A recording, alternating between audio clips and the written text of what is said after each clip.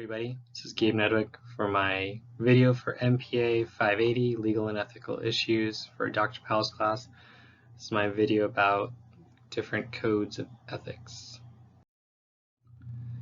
So the first one that I looked at was, I know the description said to do if we're in a public administrative role, but since I am working currently as a security guard at Cal Baptist, I figured I would do this one because it works, and that is not a picture of me, by the way.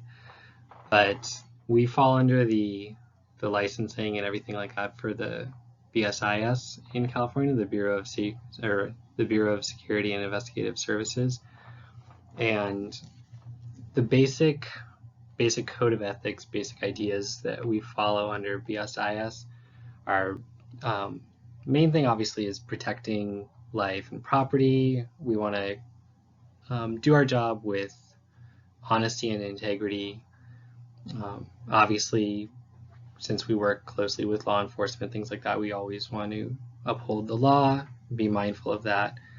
And then more generally, we should just try to conduct ourselves professionally, and while going through our day-to-day jobs, things like that, should always be trying to improve ourselves by seeking more training and just bettering ourselves, learning more and growing both in the field of security and also specifically working at Cal Baptist, just again learning more about university, people there, making connections, things like that, and just knowing what tools and assets are available to me as I go about my daily business.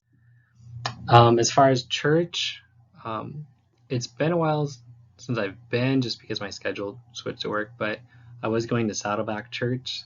That's a picture of me and my girls when we got to meet Rick Warren about 2 years ago.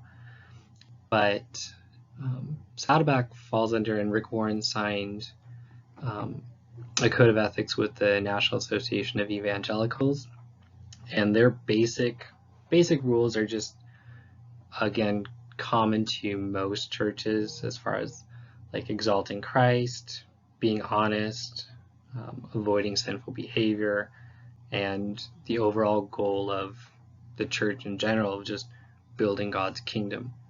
And obviously, between the secular job that I have and then the church, obviously my job's not looking to necessarily exalt Christ. Obviously, working at CBU kind of blurs those lines a little bit, but the general field of security or anything like that, that's not really a goal that we're looking for or something that's part of a code of ethics that we would do as security in general terms.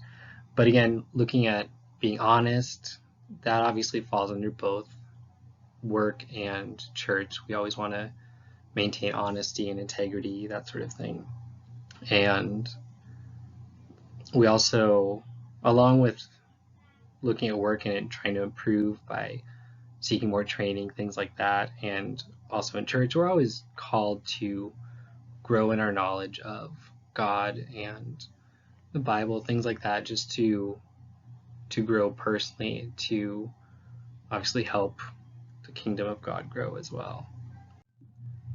So in closing, looking at some of these codes of ethics as far as work and church, a couple of the theories that stand out to me are like Bentham and Mill's idea of the utilitarianism, because in both of those we're basically looking out for the greatest good for the greatest number of people.